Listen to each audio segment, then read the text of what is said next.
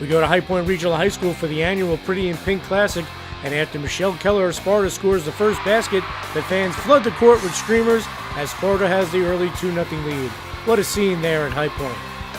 Okay, after the cleanup, Sparta comes up with a steal here, and it's Taryn Penna laying it in for two, and Sparta has a 6-2 lead early on. But watch Maddie Smith of High Point start her big night here as she takes it the length of the floor and takes the hard foul, and the Wildcats trail by 6-5. High Point ties the game up here at 10. Watch Maddie Smith with a great dish to April Peterson for the hoop. How many times have you seen that before, High Point fans? Well, folks, you're going to see it again here. Watch Smith zip the ball inside to Peterson, and High Point takes a 14-12 lead after 1 quarter of play at a packed High Point High School. Second quarter action we go, and it's April Peterson again. Watch her work the boards before she powers up for two, and she draws the foul, and High Point has a 21-12 lead. Okay, you're not seeing double, folks. This is freshman Margot Peterson making like her big sister as she scores, and she draws the foul to push High Point's lead to 23-15. Sparta's trying to hang in there against these tough Wildcats, and the Spartans do here. Watch Mackenzie McGuire spot up and knock down the three to cut High Point's lead to 4, 23-19.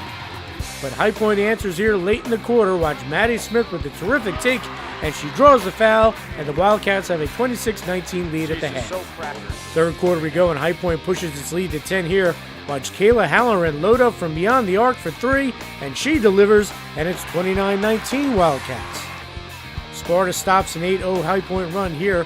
Watch Michelle Keller pop the baseline jumper, but Sparta still trails by 10, 31-21 here in the third quarter.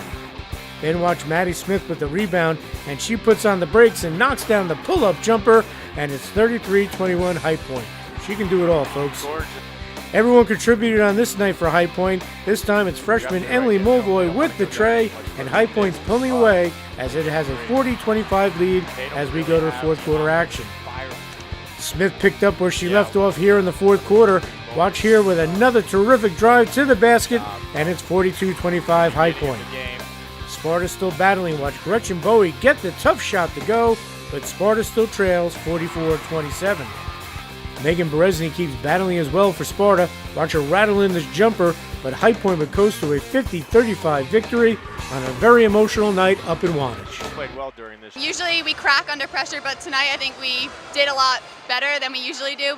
But we can still work on that, and we will have to work on that in the bigger games that are coming up. We have so much fun with this game every year. A lot of hard work and dedication goes into planning this whole thing. And at the end of the night, it's not just about the game, it's about raising awareness. And this event has become so big, we're going to expand it next year. So it's like a great feeling to know that we made it this big and are raising this much money. It's the fifth game, but it feels everyone feels like the first one again with the emotions that come back and the halftime cancer survivor circle and everything that comes with this game and the support and the McCoy check presentation was, it's hard to keep a dry eye there. Basketball is really second on a night like this. All the other stuff that goes on is really the focal point. Happy to have Sparta participate in the game, and it's just a special night for me. Great job again by the people here at High Point, especially the Smith family. They put their heart and soul into this Pretty in Pink Classic. And one of the big things, not just basketball tonight, but both teams, the young ladies learn life lessons, and that's just as important as winning.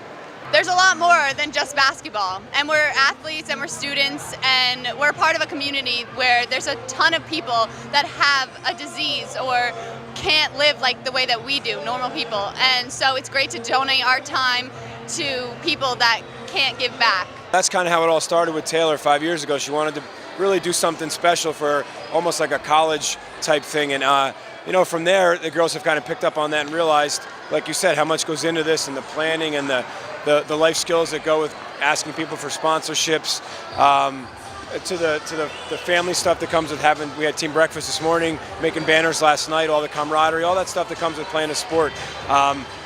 So I think the girls get a good feel for all that. I think we realized that last year after we suffered a loss to Newton. We realized that it's really not about the win or loss. It's about, bringing everyone together, raising awareness, and just having fun at the end of the night. You're not going to find a classier person than Kathy Willey, the Sparta head coach, folks. She was very excited that they were asked to play in this game, and Spartans were a big part of this evening tonight and did a great job. Huge honor, High Point asking us to be in this game. And I said to my kids and everyone that was involved with this is about the big picture, and we're just a little piece in the picture. And I think they really appreciated it, and it's quite an honor. We were really excited to be asked this year. Back to the matters at hand when it comes to basketball. Jefferson's coming to town on Thursday to play High Point, which will be the de facto championship game for the Freedom Division after High Point won earlier in the year down at Jefferson. The whole High Point team is looking forward to it. I don't think we were great tonight. I think we struggled a little bit on defense early. I think we didn't finish. I think we have to be better to beat Jefferson, honestly. I think the girls are motivated. I think they realize that, we've won 7 straight league titles, I think, and they don't want to be that team that shares it or finds a way to mess up and not win it. So I think we'll be ready. Jefferson played us great the first time, and we're looking for a battle on our floor.